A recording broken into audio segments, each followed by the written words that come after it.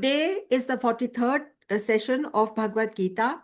We are on chapter 6 and today we are going to cover 26 to 29 shlokas of chapter 6 of the Bhagavad Gita. Let's start with an invocation. Take a deep breath in. Vasudeva Sutam Devam Kansachanuramardhanam Devaki Paramanandam Krishnam Vande Jagadgurum Shri Krishnam Vande Jagadgurum. Om Shanti Shanti Shanti.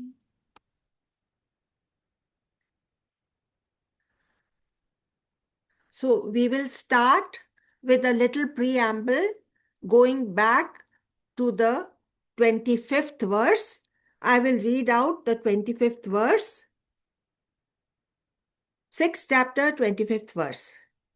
धीरे धीरे उपराम होवे, फिर धैर्य बुद्धि का सहारा लिए मन को आत्मा में स्थित करके चिंतन किंचित नहीं करे. ये है. और अब मैं आपको ये जो दो शब्द इस्तेमाल हुए हैं धीरे धीरे, इसको थोड़ा सा खोलना चाह रही हूं. क्यों कहा धीरे धीरे? कृष्ण भगवान ने भी 6ठे अध्याय के 10वें श्लोक तक मेडिटेशन के बारे में बताना शुरू नहीं किया. यद्यपि उन्होंने 5th चैप्टर के अंत में बोल दिया था कि अब मैं मेडिटेशन के बारे में बताऊंगा. इरादा उनका था, लेकिन पहले इसकी तैयारी के लिए उन्होंने कुछ और श्लोक, कुछ और समय लिया. धीरे धीरे मतलब कदम कदम रख करके, मेथोडिकली, वेदांतिक ट्रेनिंग के हिसाब से. अब तक इतने जन्म जो हमने लिए, हमने क्या किया है? मन को बाहर जाने दिया है. कभी मालूम ही नहीं था कि इस मन को अंदर मोड़ने की जरूरत है. इंद्रियां बाहर ही चरती रहती थीं. जैसे गाय भैंस को छोड़ते हैं ना चरने के लिए, वैसे इंद्रियों को बाहर चरने के लिए चारा इंद्रियों का बाहर ही था. बाहर ही वो एंगेज्ड रहती थी. इसको अपने घर की तरफ, अंदर की तरफ मोड़ने के लिए एक डेफिनेट और कॉन्सेंट्रेटेड एफर्ट करने की जरूरत होती है कि इंद्रियां अंदर की तरफ मुड़ जाए. इसलिए बहुत कम साधक अंतर्मुखी हो पाते हैं. तो what are the 3 steps which have been shown to us to bring our mind inside? पहले तो अपने को संसार के इंटरेस्ट से अंदर लाना है. फिर अपनी सेंसेस को अंदर लाना है. बाहर देखने की जगह अंदर क्या चल रहा है वो तो देखो. गुरुदेव क्या कहते हैं? See what is happening in with in your body.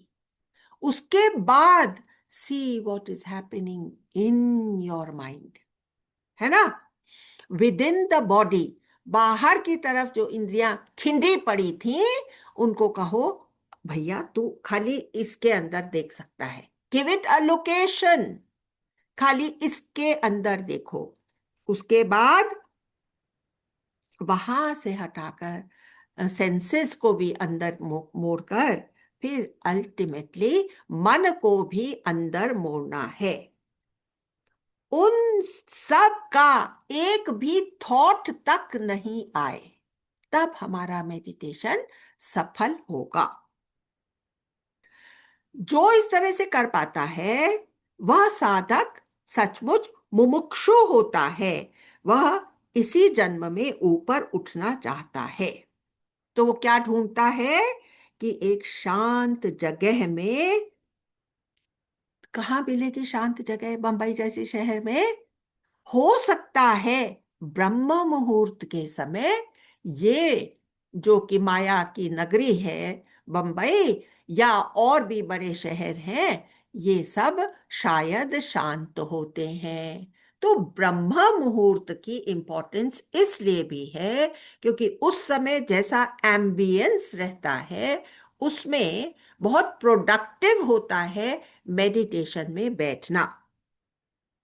एक शांत जगह जहां अपने हृदय की धड़कन सुन पाए, अपनी धमनियों का दौरा सुन पाए, मतलब the blood flowing in our veins when we are able to. दो चीजें हैं, एक तो बाहर का कोलाहल, एक हमारे मन का कोलाहल। वो ऐसा समय भी चुनने से हमारा मन भी उस समय शांत होता है, बाहर का वातावरण भी शांत होता है। ज्यादातर लोगों का क्या एक्सपीरियंस रहता है कि हमारी तो थॉट परेड ही नहीं रुक पाती। थॉट परेड रोकने के लिए गुरुदेव ने और शास्त्रों ने और धर्म गुरुओं ने हमको 4 अलग अलग टेक्निक्स दिए हैं। या तो मंत्र बोल लो, उस समय मंत्र का उच्चारण कर लो, या थोड़ी देर तक कोई भी जप कर लो। जप करने से भी मन शांत हो जाता है। या इष्ट देव का ध्यान कर लो। और हम लोग जैसे जो हैं, हम लोग जो अद्वैत मत की तरफ हमारा जो ज्यादा झुकाव है, तो हम लोग चाहते हैं कि हम चैतन्य तत्व पर एकाग्र अपनी बुद्धि कर लें। मतलब क्या किया?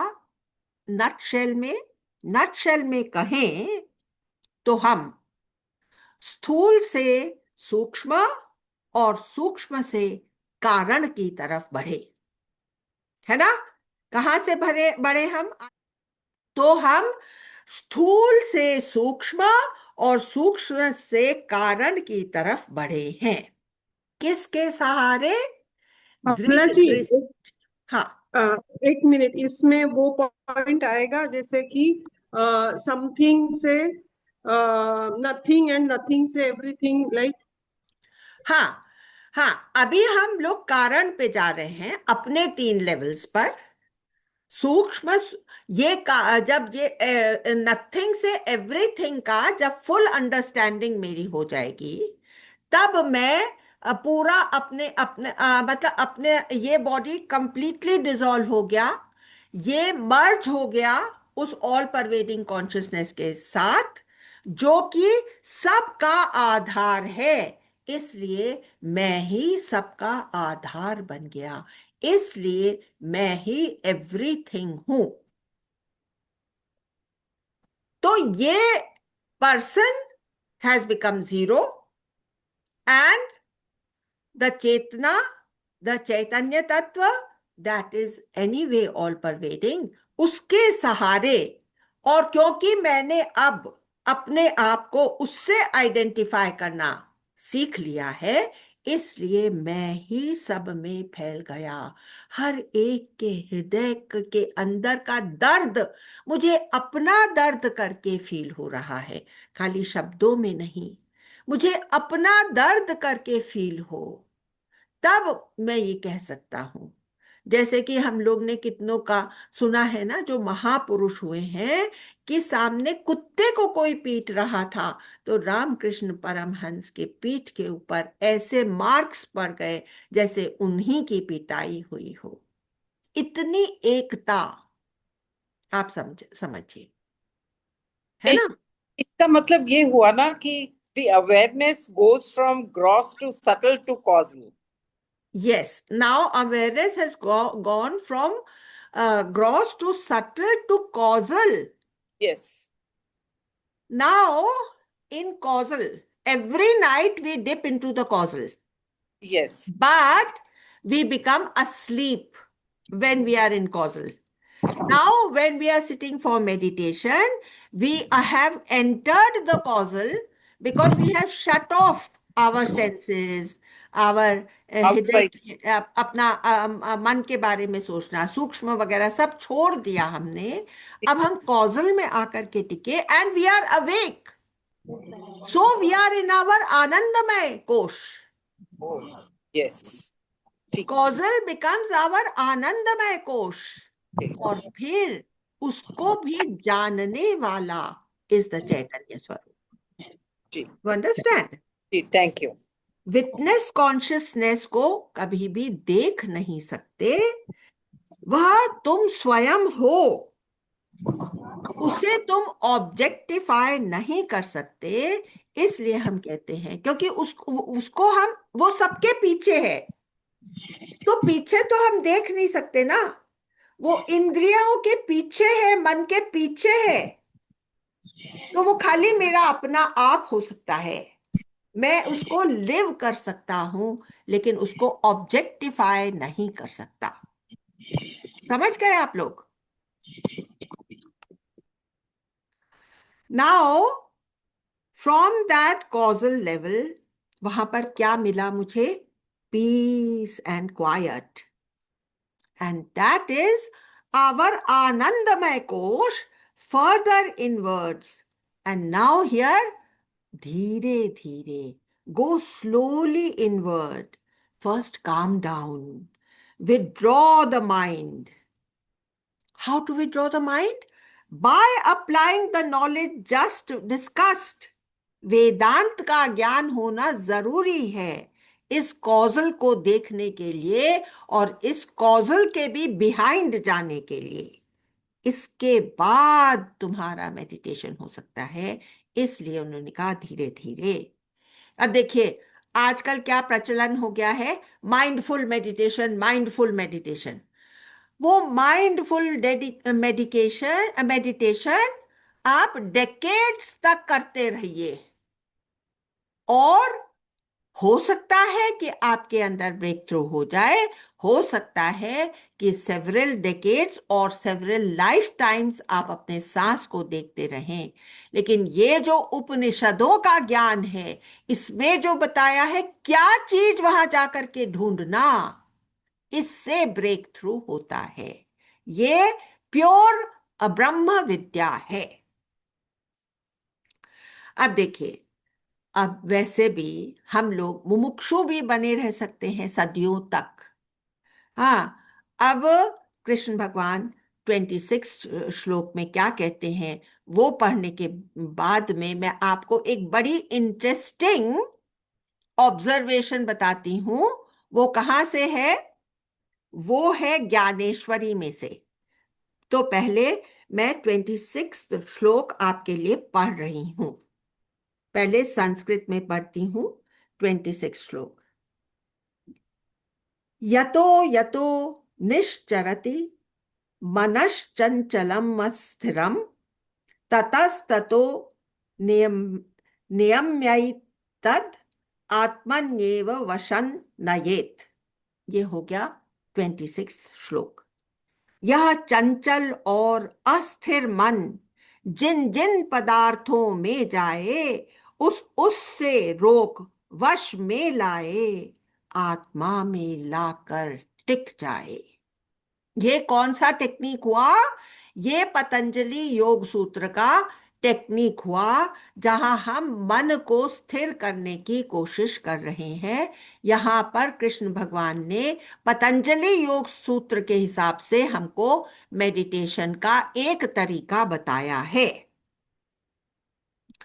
अब क्या क्या हम देखते हैं या एक साधक का क्या एक्सपीरियंस होता है? वो कितना ही कोशिश कर ले मन इधर उधर भागता ही रहता है.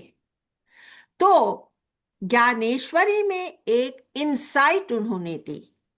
क्या कहा कि मन को वहां पर पकड़ कर रखना है.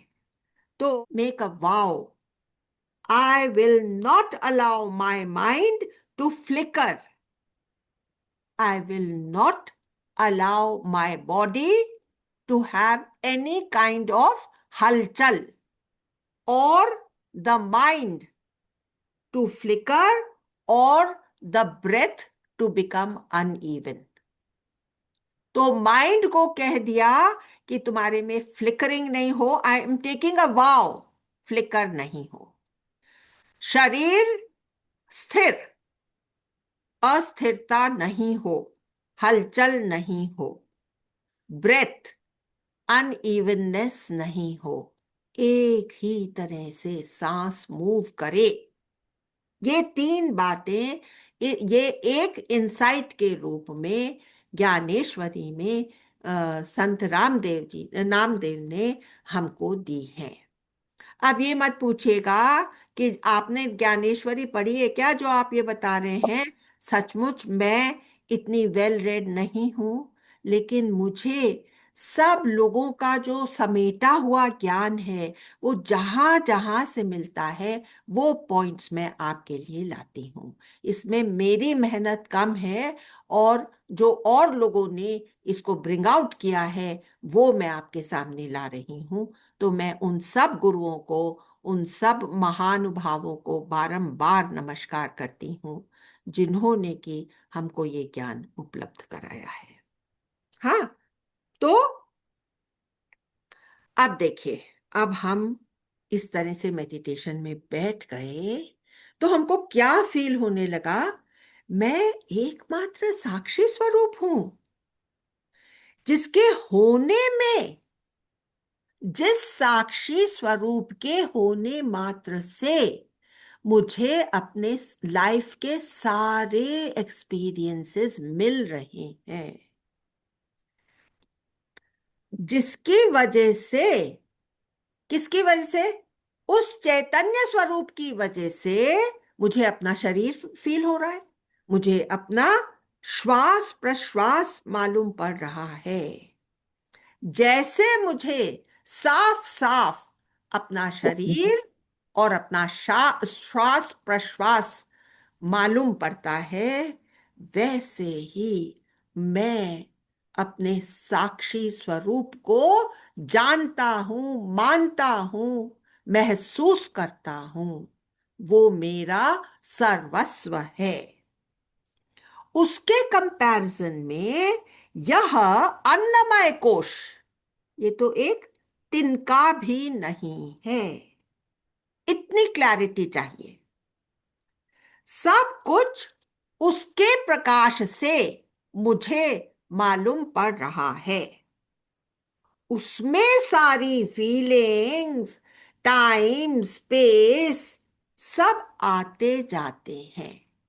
चैतन्य तत्व नहीं होता तो क्या मुझे मालूम पड़ता अरे अब टाइम हो गया, मुझे सत्संग के लिए बैठना है? कुछ भी मालूम नहीं पड़ता। ये सब उसकी वजह से। वो चैतन्य तत्व इतना इन्फिनिट है, उसमें टाइम और स्पेस आते जाते हैं और वह जब चाहे सब कुछ फोल्ड अप करके अपनी मस्ती में स्थित हो सकता है ना? अभी वो समय नहीं आया है जबकि वो सारी क्रिएशन को फोल्ड अप करे, लेकिन वो कभी भी हो सकता है।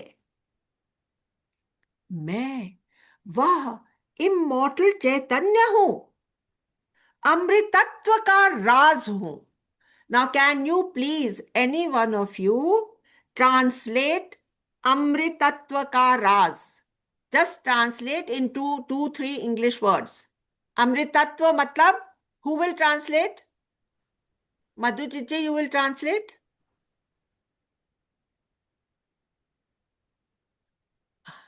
Yes, I'm unmuting. Immortality. Immortality. और उसका राज हूं का क्या मतलब? इमोर्टैलिटी का मतलब अपने आप को आत्मा समझ के, अनित्य समझ के, मतलब अपने आप को एसेंस। राज का समझ क्या के, हाँ, मतलब? सार। उसका correct, हाँ, उसका एसेंस, उसका हम्म, भीतरी तत्व। इमोर्टैलिटी तो आफ्टर ऑल एक वर्ड है। It is become gross because of its pronunciation. उसका एसेंस, इमोर्टैलिटी का एसेंस हूं। इस बात को समझना है कि मैं इमॉर्टैलिटी का एसेंस हूं। अब देखो, सपोज कि एक तरफ तो मैंने ये जान लिया कि मैं इमॉर्टैलिटी का एसेंस हूं, मैं वो तत्व हूं। अब सिचुएशन ऐसी आ गई कि मन में एक गुस्सा, एक उथल पुथल पैदा हो गया। हाँ, या एक खुशी का ऐसा माहौल बन गया, तो बहुत गुस्सा या मन में खुशी का अतिरेक, वह चैतन्य इस सब के बीच अनडिस्टर्ब्ड है, अनचेंज्ड है, अनडिस्टर्ब्ड। उसके अंदर लेश मात्र भी कोई फर्क नहीं आया। देखिए, ब्रह्म को कोई फर्क नहीं पड़ता कि अगर हम लोगों ने 6 दिनों से खाना नहीं खाया हो तो भी ब्रह्म के माथे पर शिकन नहीं आएगी। ब्रह्म को फर्क नहीं पड़ता कि अगर मेरा बिजनेस 7वें आसमान पर पहुंच गया है।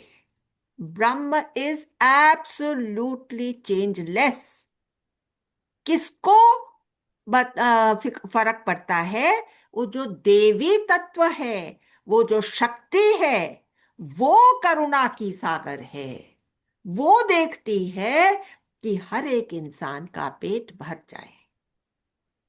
वो ये सारा का सारा खेल ऐसा चलाती है, किसी के मन में एक प्रेरणा डालेगी कि जा तू फलाने को जा करके कुछ खाना तो दे दे, इतने दिनों से तूने कोई दान पुण्य ही नहीं करा, चल उठ। कौन करता है ये सब? ये सब देवी तत्व का खेल है, जितनी देव भी देव क्रिएशन। हाँ, देव तत्व का खेल मतलब Devi is in body. Devi is the very energy, शक्ति है ना देवी। जी जी, ठीक है। और ये इतनी बिनाइन एनर्जी है, ये सबके का भला चाहती है। और ये कहां से निकली हुई है? उस ब्रह्म तत्व से ही निकली हुई है। इसलिए ब्रह्म ही इनडायरेक्टली सब कुछ कर रहा है। आप समझे ममता? जी। हाँ। तो खुशी का अतिरेक हो या बहुत गुस्सा आ रहा है, अब ये सब आ रहा है, और मुझे अंदर में वो साइलेंट ट्रैंक्विल स्टेट भी दिख रही है, और उस ट्रैंक्विल स्टेट को देखने वाला मैं हूं, ये भी अवेयरनेस अंदर में है।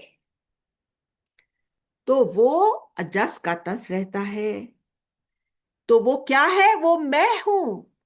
मैं सब कुछ उजागर करता हूं। मैं सर्वव्यापक तत्व हूं। मैं आसमान हूं जिसमें बादल आते जाते हैं, और क्या आता जाता है? एरोप्लेन्स उड़ रहे हैं और चिड़ियाएं उसमें उड़ रही हैं। वो सब मेरे स्पेस को इस्तेमाल करती हैं। मुझे क्या? ये सब आने जाने वाली चीजें हैं। सूर्य की प्रखर ज्योति, रात्रि की कालिमा, कालिमा भी वही है। असंख्य तारे या चंद्रमा की चांदनी मुझ में आते जाते हैं। मेरा कुछ बनता न बिगड़ता है। शरीर स्वस्थ हो या बीमार, या मृत्यु सामने खड़ी दिख रही है, वही चैतन्य उन सब को विदित करता है। दो दिन पहले मैं एक लेडी से मिली, तो वो बोली कि सडनली मुझे एकदम ये फीलिंग आ गई कि अब मैं बचूंगी नहीं। उनकी ऑक्सीजन उस समय 60 हो गई थी, और उनका माइंड, उनको दिख रहा था कि मेरा माइंड सब कुछ भूल रहा है। तो पहले तो उन्होंने वो उस समय एक होटल में थी, तो उन्होंने सोचा कि मैं अपने बेटे का टेलीफोन नंबर बता दूं, वो आएगा तो मुझे कहीं डॉक्टर के पास ले जाएगा। वो 80 साल के ऊपर की हैं। तो वो नंबर भूल गई। उनको मालूम पड़ गया कि मैं नंबर भूल गई। अब उनको एक और नंबर याद आ गया कि उनके ग्रैंडसन ने मजाक मजाक में बोला था कि दादी, you are 555 and I am in 445। तो उनको वो नंबर याद आ गया, 445। इतनी ऑक्सीजन डाउन नहीं हुई थी कि वो भी भूल जाए। तो उन्होंने कहा अच्छा भूल जाइए, वो जो फोन नंबर की बात कर रही थी भूल जाइए, आप ये 445 वालों को बता दीजिए। अब 445 वाले ग्रैंडसन ने उनके सन से अपना रूम चेंज कर दिया था, तो उनका सन वहां पर बैठा हुआ था 445 में। तो वो जल्दी से आया और वो उस समय she had just finished swimming. So he said कि चलो माँ अभी जल्दी से हॉस्पिटल जाना है, तो तू मुझे ऐसे ले जाएगा? तो देखिए ये भी कॉन्शियसनेस उनकी, चैतन्यता उनको बता रही है कि वो अभी स्विमिंग कॉस्ट्यूम में। उन्होंने कहा कि सोचो भी मत तुम क्या कपड़ा पहनी हो, तुमको 3 मिनट के अंदर हॉस्पिटल में पहुंचना है और तुम्हारी को ऑक्सीजन देनी है। देखिए ये चैतन्यता क्या क्या करती है। सब कुछ जो हमें इस लाइफ में फील हो रहा है उस चैतन्य तत्व की वजह से फील हो रहा है। और ऐसे में भी हम उस चैतन्य को कभी पकड़ने को तैयार नहीं होते, है ना। मैं वही हूं, मैं सबको प्रकाशित करता हूं, अच्छे बुरे बीते दिन उनकी याद या एमनीजिया, मेरे प्रकाश में यह सब भास रहा है। देखिए उनको फील हो रहा था ना कि कैसे वो एमनीजिया में जा रही हैं, है ना। उनको मालूम था कि वो एमनीजिया में जा रही हैं। तो ये है जो मैंने अभी कुछ बातें करी, वो है निदिध्यासन, अपने आप का चिंतन, अपने आप का मंथन। तो इसको बोलते हैं निदिध्यासन। ये निदिध्यासन कब होता है? ध्यान धारणा और नहीं, श्रवण मनन और निदिध्यासन। तो ये श्रवण पहले सुनते हैं, फिर उसके ऊपर में विचार करते हैं, जो जो जहां जहां हमको नोट्स नजर आते हैं उनको बाहर करते हैं, फिर हम निदिध्यासन करते हैं, तो हमारा ये भाव पक्का हो जाता है। ठीक है। अब मैं आपको 27th वर्स में ले जा रही हूं। तो 27th वर्स का संस्कृत। प्रशांत मनसं ह्येनं योगिनं सुखमुत्तमम् उपैति शांत रजसं ब्रह्मभूतमकल्मषम्, ब्रह्मभूतमकल्मषम्। इसका हिंदी में मैं पढ़ देती हूँ। जिसका मन प्रशांति पाए, संपूर्ण रजस जब शांत होवे, ऐसा निष्पाप ब्रह्मरत योगी सर्वोत्तम आनंद प्राप्त करे। निदिध्यासन करते हुए उसने अपने अंदर के सारे ब्लॉकेड्स या नॉट्स हटा दी। अपने विचार से, ज्ञान के विचार से सारे नॉट्स हट गए और अब ये प्रशांत एकदम जो अल्टीमेट शांत स्टेट है। अब देखिए अल्टीमेट शांत स्टेट पर कृष्ण भगवान ने बहुत जोर दिया है। वो नहीं आ सकती जब तक हमारी लाइफ बहुत ज्यादा एथिकल रास्ते पर नहीं चली हुई होगी। पास्ट की बात मत करिए, हम सब ने बहुत गलतियां करी हैं। अब से हम निर्णय ले लें, अब मैं मुमुक्षु बना, अब आगे से मैं एक भी ऐसी चीज नहीं करूंगा जो अनएथिकल हो। ठीक है। जो कुछ मैंने पास्ट में अनएथिकल करा है उससे मैंने सबक सीख लिया और मैं आगे बढ़ गई। इसीलिए हमारे कल्चर में बताया कि तुम गंगा स्नान कर लो, तुम्हारे सब पाप नाश हो जाएंगे। नहीं तो हम उसी चीज में उलझ जाएंगे कि अरे मैंने तो इतने इतने गलत काम किए हैं, मैं कैसे इसके ऊपर उठूं, मैं तो किसी लायक नहीं हूं। ये जो हीन भावना है, इसको खत्म करने के लिए हमारे ऋषि मुनियों ने ये टेक्निक बताया था हमें, है ना। तो यहाँ पर मैं आपको तीन बड़े अच्छे पॉइंट्स दे रही हूं जो कि आप लिख सकते हैं। ये कैसा है ये तत्व जो अचल है, उसका कोई संबंध चेंजेबल से नहीं हो सकता। जो चेंजलेस है, जो चेंजलेस है, उसका कोई संबंध चेंजेबल से हो सकता है क्या? वो तो उसका डायरेक्ट ऑपोजिट है ना। जो इमॉर्टल है, उसका कोई संबंध मॉर्टल या टेम्पररी से नहीं हो सकता। ठीक है, लिखा आपने? लिख लिया? जो रियल है, उसका कोई संबंध अनरियल या मिराज से नहीं हो सकता। मतलब जो सत्य है, उसका संबंध असत से नहीं हो सकता। जो स्थायी है, उसका टेम्पररी से कोई संबंध नहीं हो सकता। परमानेंट का टेम्पररी से संबंध नहीं हो सकता। जो चेंजलेस है, उसका कोई संबंध चेंजेबल से नहीं हो सकता। बाकी इस सब को हमने ऑलरेडी जैसे कि कवर अप कर लिया है इसका एक्सप्लेनेशन, इसलिए मैं 28th पर चली जाती हूं। संस्कृत।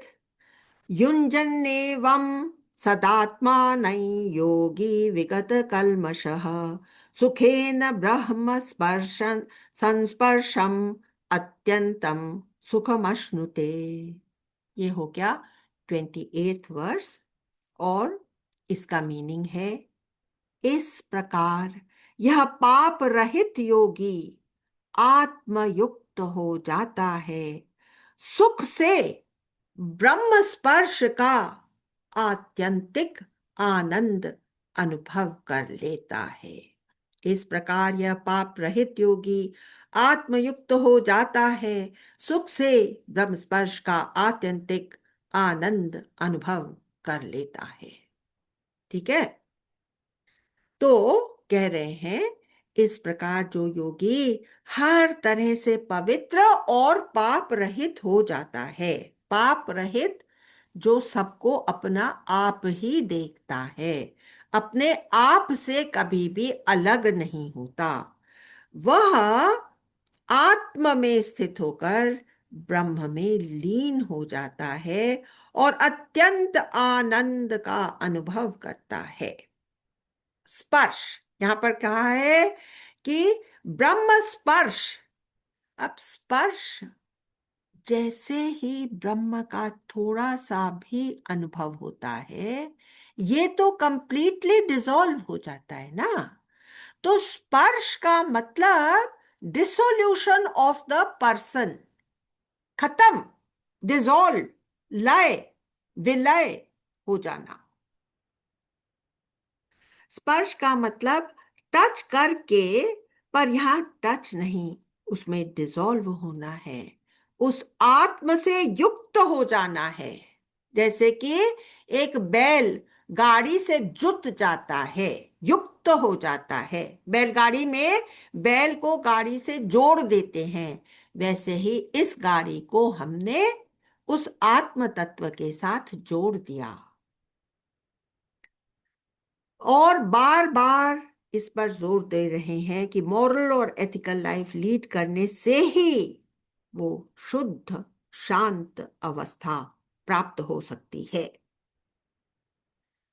देखिए, वो शुद्ध अवस्था भी तभी प्राप्त होगी, गहरी समाधि भी तभी लग पाएगी, और भगवत प्रेम, जिस तरह का प्रेम मीरा जी का था, कबीर जी का था, उस तरह का प्रेम इस पूरी एथिकल लाइफ के बाद ही हमको प्राप्त हो सकता है।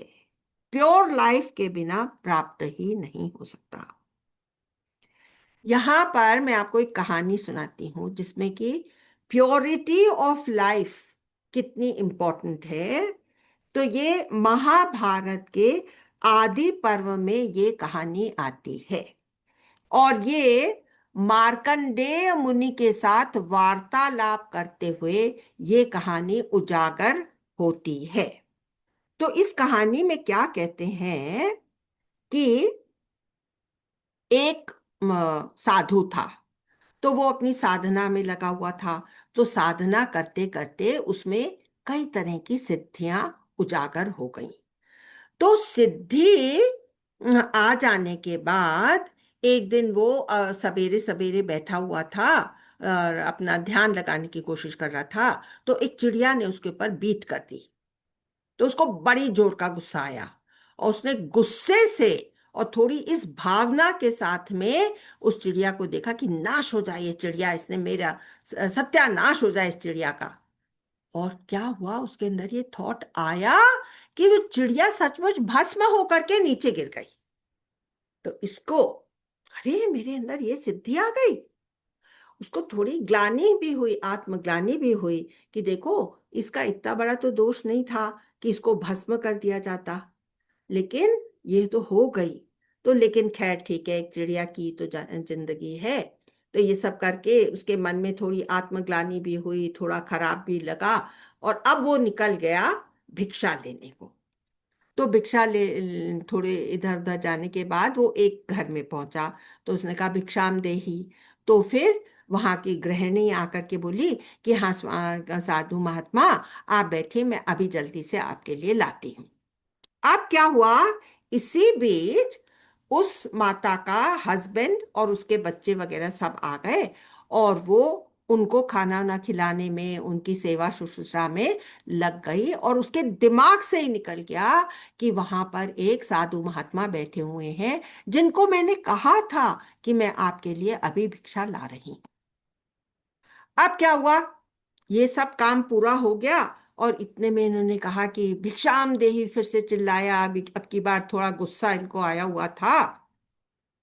तो उसने जल्दी जल्दी भागी भागी हो गई और उसने कहा कि बहुत बहुत मुझसे भूल हो गई और मुझे आप माफ करिए महात्मा जी। और ये बात हो गई थी, मेरे पति बच्चे वगैरह सब आ गए और ये समय, मेरे दिन का ये समय इसी काम में, इसी सेवा शुश्रूषा में हमेशा व्यतीत होता है और आप मुझे क्षमा कर दें, मैं अभी आपके लिए लेकर के आती हूँ। तो अभी वो अंदर गई और लेकर के आई और इस समय तो वो और भी ज्यादा गुस्से में बोलने लगा। अच्छा, तो तुम्हारे लिए महात्मा तो बोल रही हो, लेकिन तुम्हारे लिए हम तो दो कौड़ी के हो गए और तुम्हारा पति और बच्चे इससे ज्यादा जरूरी हो गए कि तुम एक ब्राह्मण को की भिक्षा देने से भी ज्यादा जरूरी तुम्हारा पति और बच्चे तुम्हारे लिए हो गए। ऐसे से करके थोड़े गुस्से में शब्द बोलने लगा। तो अब इस लेडी ने क्या बोला कि महात्मा जी, मैंने आपसे क्षमा याचना करी है, मुझसे भूल हो गई और उसके लिए मैं सचमुच शर्मिंदा हूं। लेकिन आप ये मत समझिए कि आपके गुस्से से मैं उस चिड़िया के जैसे मर जाऊंगी या भस्म हो जाऊंगी। मुझे मालूम है कि मैंने अपना जीवन किस कर्म निष्ठा से बिताया है और मेरा तप जो है, मेरी जो आत्म कर्तव्य परायणता का जो तप से मैंने ये जीवन जिया है, वो मुझे नाश नहीं होने देगा। और मैं फिर से आपके हाथ जोड़कर आपको ये भिक्षा देती हूँ। तो अब इसकी समझ में ही नहीं आ रहा है कि ये बात इस गृहिणी को कैसे मालूम हो गई। तो उसने कहा कि भैया तुमको मालूम कैसे पड़ी, ये तो मेरे और चिड़िया के बीच की बात थी, इसका तो कोई साक्षी भी नहीं था, तो तुमको ये कैसे मालूम हो गया। तब उसने कहा कि आपको मैं ये कहना चाहती हूँ कि जो सत्यता से एथिकल लाइफ बिताता है उसके जीवन में भी बहुत बड़े बड़े मिरेकल्स होते हैं। और अगर आपको सच्चाई से जीवन कैसे बीतता है इसके बारे में ज्ञान चाहिए तो आप एक उसके पास चले जाइए, कसाई के पास, फलानी जगह में वो कसाई रहता है, और उससे आप ये शिक्षा प्राप्त करिए। अब तो ये दमी चक्कर खा गया। तो ये बात, ये जो है, अब वो चला, वहां से उठ करके चला, और अब ये बात व्याध गीता में आती है कि वो उस व्याध, व्याध एक शिकारी को भी बोलते हैं और व्याध मांस बेचने वाले को भी बोलते हैं।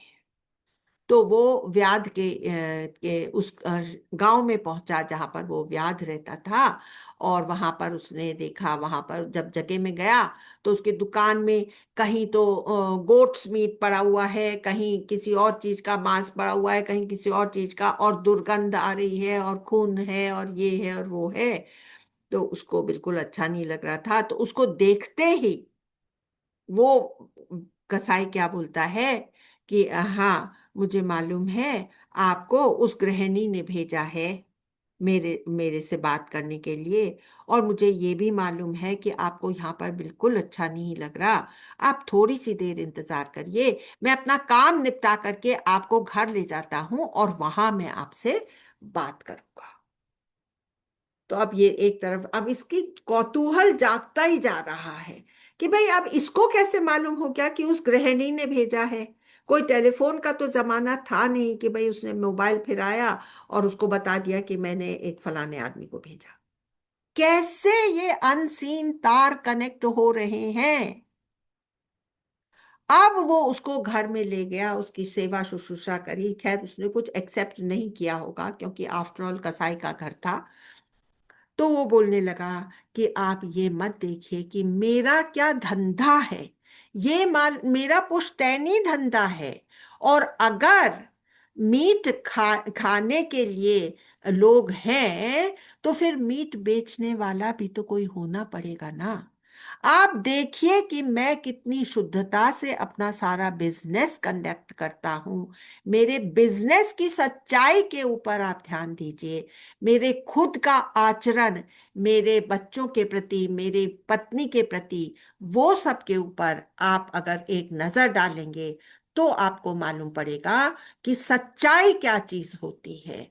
और उसको ही उस तरह से अपनी लाइफ लीड करने से एक अलग तरह की ऊर्जा, ताकत और रिद्धि सिद्धि अपने पास आती है।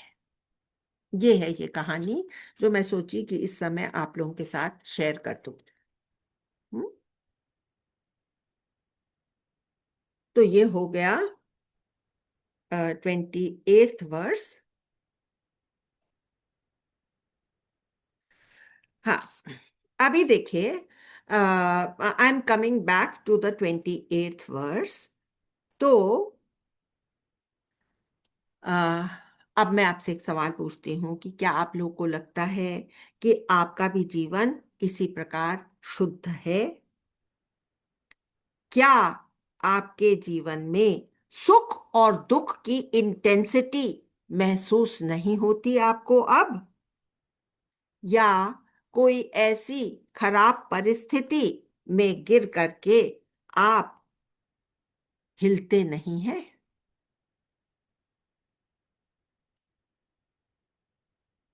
हम लोग को कई बार लगता है कि हाँ, हमें तो पूर्ण ज्ञान मिल गया, हम वहां पहुंच गए, हमने अपनी आत्मा का साक्षात्कार कर लिया। पर हो सकता है, अगर तुमको ये शुद्धता का अपने अंदर से आवाज नहीं आती, शुद्ध शुद्ध शुद्ध, तो हो सकता है कि तुम उस आम की परछाई एक झील के पानी में देख रहे हो। ना तो तुमने वो आम अपने हाथ में लिया है, ना उसको काट कर कभी खाया है, ना उसको डाइजेस्ट करा है। ये कहने का मतलब है कि जब ये सब हो जाता है तब हमको एक्चुअली इतना सब महसूस होने लगता है, कम से कम ये तो महसूस होने लगता है कि ना अब सुख की इंटेंसिटी लग रही है, ना दुख की इंटेंसिटी लग रही है। कोई भी परिस्थिति हमारे जीवन में हमको हिलाती नहीं है। ये दोनों अनुभव अवश्य ही होने चाहिए। ठीक है।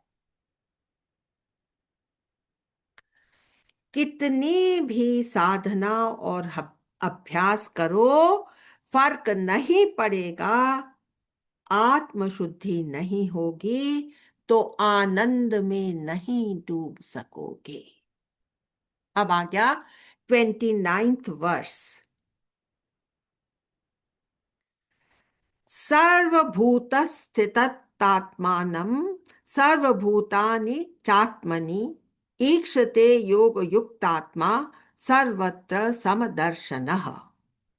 तो योग युक्त योगी सर्वत्र सब में समदर्शन करता है।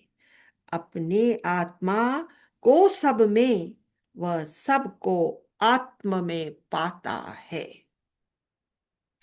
योगी की एग्जॉल्टेड स्टेट के बारे में सोचिए। यह वर्ष सही है जिसको लेकर हम ध्यान में डूब सकते हैं। श्री कृष्ण गीता में बार बार इस स्थिति का वर्णन करते हैं। वह और भी ग्रंथों में इसे खोला गया है। अखंडानंद जी, जो इस सदी के महान अद्वैतवादी ज्ञानी पुरुष हैं, वो कहते हैं कि इसको महावाक्य की कैटेगरी में रखना चाहिए, इस वर्ष को। क्यों? क्योंकि यह वर्ष जीव और ब्रह्म की एकता को दर्शाता है। तत्वम असि, तो उसमें क्या है? जो वो है सो तुम हो, है ना? जो मैं हूं सो तुम हो।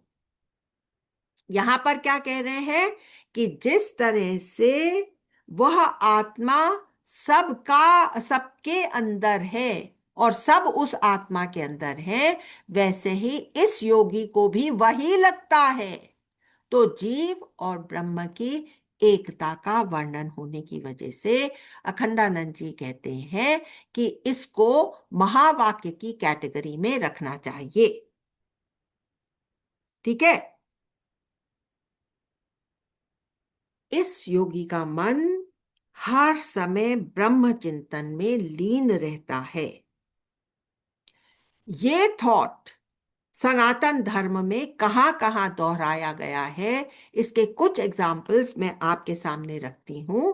सबसे पहले तो ईशावास्य उपनिषद में जो उसकी पहली लाइन है, ईशावास्यम इदं सर्वम यत् किंचित जगत्याम जगत, यह सनातन धर्म का सार है। गांधी जी ने इसके बारे में यहां तक कह दिया कि यदि सारे हिंदुइज्म के ग्रंथ खत्म हो जाएं और ये एक लाइन ईशावास्य उपनिषद की रह जाए, तो इसके ऊपर से पूरा हिंदुइज्म रेजरेक्ट हो सकता है।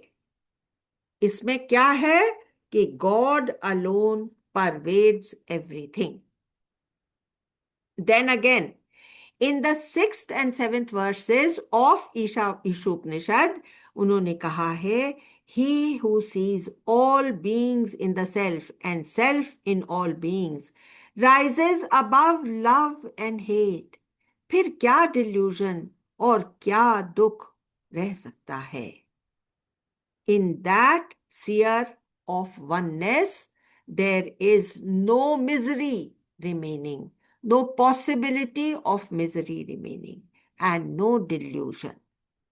अब देखिए, मनुस्मृति के बारे में भी मैं आपको बताती हूं। उसमें 12th चैप्टर 91st वर्स में क्या लिखा है?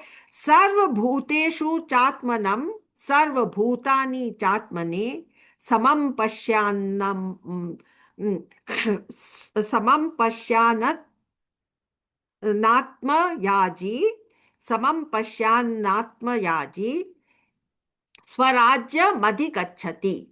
जो सबको अपने में और सब में अपने को देखे, वह अपने स्वराज्य को हासिल कर लेता है। नॉर्मली हमें क्या लगता है कि मैं अलग हूं, ये सब अलग है। पर जैसे ही मैंने तत्व से आइडेंटिफाई करना शुरू करा, मेरी आइडेंटिटी को समाप्त कर दिया, बस वह एक ही बचा, या तो मैं हूं या मैं हूं ही नहीं। The pure consciousness alone is same in all beings. फिर 13 चैप्टर में कृष्ण भगवान बोलते हैं, जो क्षेत्रज्ञ के भेद को वह भूत प्रकृति से मुक्ति को ज्ञान ज्ञान ज्ञान द्वारा जानते हैं, वे प्राप्त होते ब्रह्म को। ज्ञान चक्षु द्वारा जानते हैं, वे प्राप्त होते ब्रह्म को।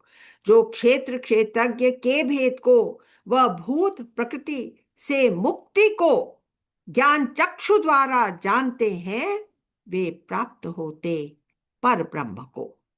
The knower of the field is one. Fields are different. Minds are different. But behind them all, there is one knower of the field. All beings are in me. यह ऐसा नहीं है कि मैं अलग हूं और सब मुझ में है। पहली बात, मैं रहा ही नहीं, वही मात्र वह एकत्व है जिसमें कुछ बचा ही नहीं है।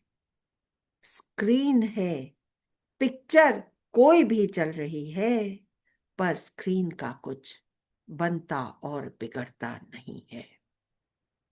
अब यहां पर आकर के हम लोग एक छोटे से ध्यान की तरफ चले जाते हैं। पहले मैं थोड़ा प्रीएम्बल करना चाहती हूं। आप लोग सब जिस तरह से भी आराम में बैठ जाइए, comfortably with your back erect, but not slouching, but not rigid. Okay, just be comfortable and sit erectly and comfortably. My preamble will go on just to create an environment of thought.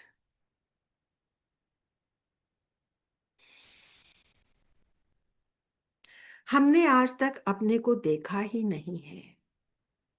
जो कुछ दिखाई पड़ जाए वह सत तत्व नहीं है।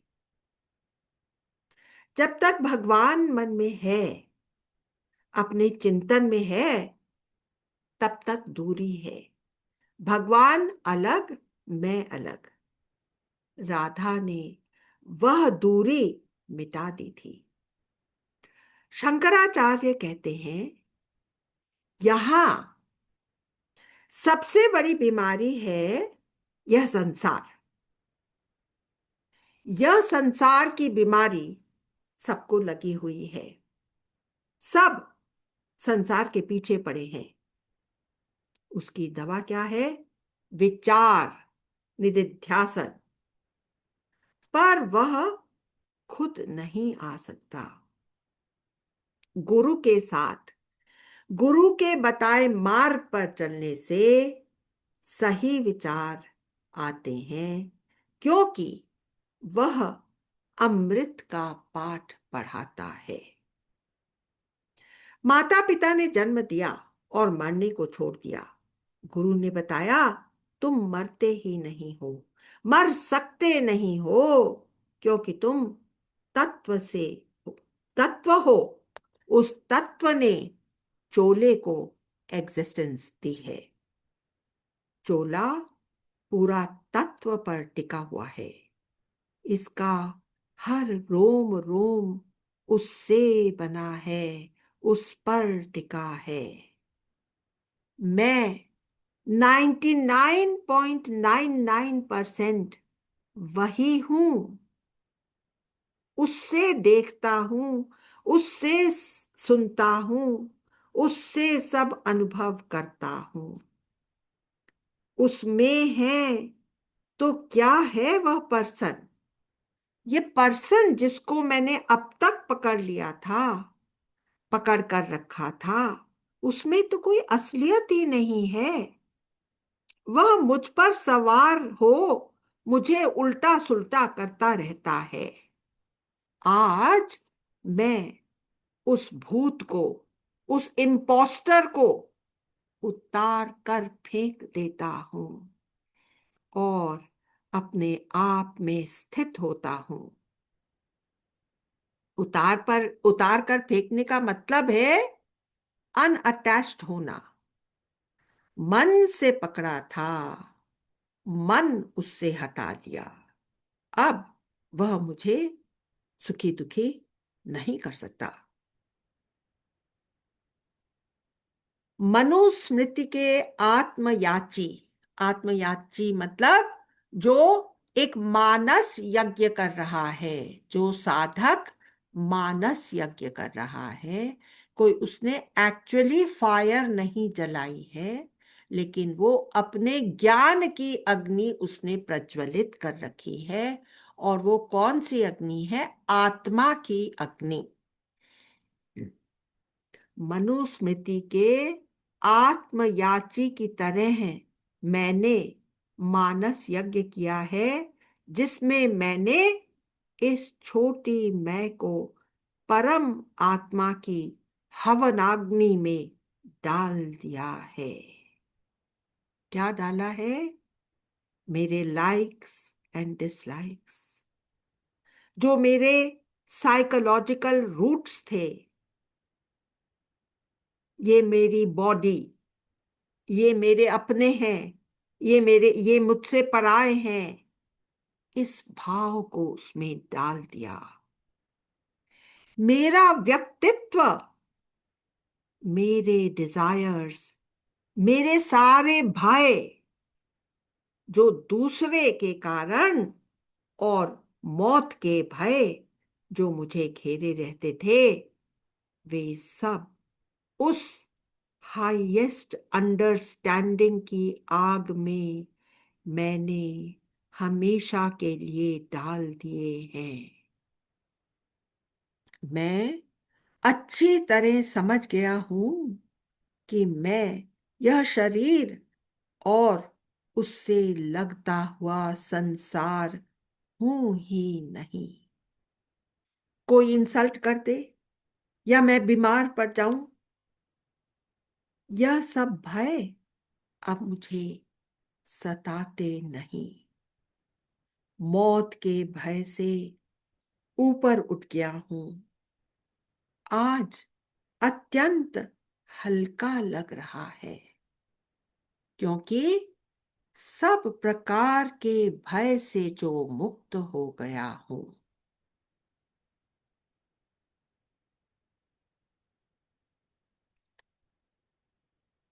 इन सब का भान मुझे कॉन्शियसनेस में हुआ है।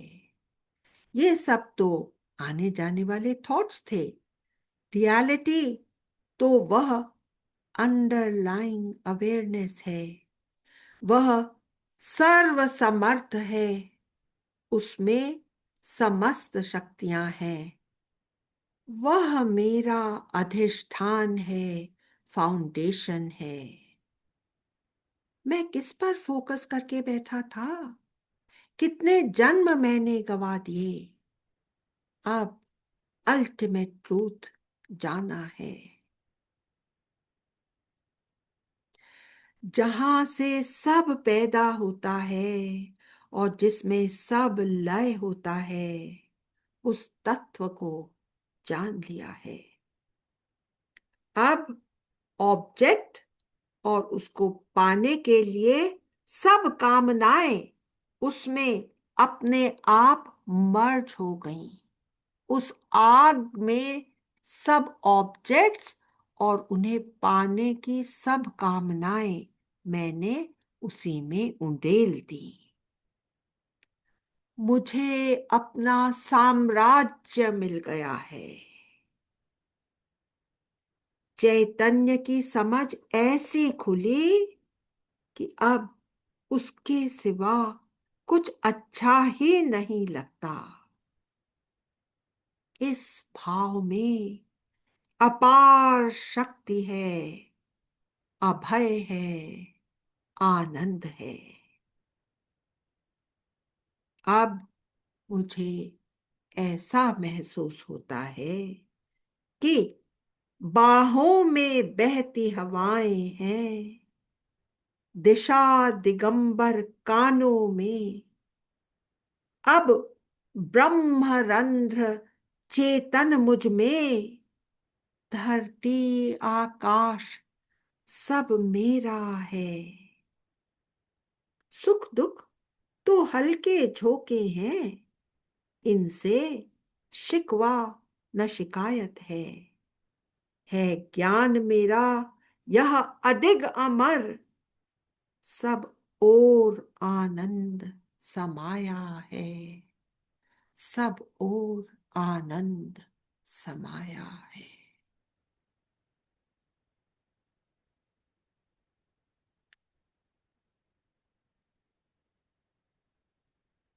जब भी आप लोगों में से कोई आंखें खोलने को तैयार हो और शेयर करना चाहें तो please you are most welcome to enlighten us.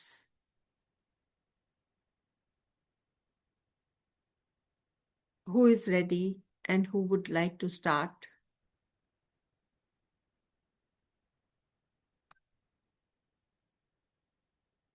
Yes, Manisha? Yes Amla ji, आज का पूरा सेशन आमला जी मेडिटेटिव था। जो भी हाँ आपने सारी बातें जो गुरुदेव मेडिटेशन कराते हैं वो इसमें स्टार्ट से सो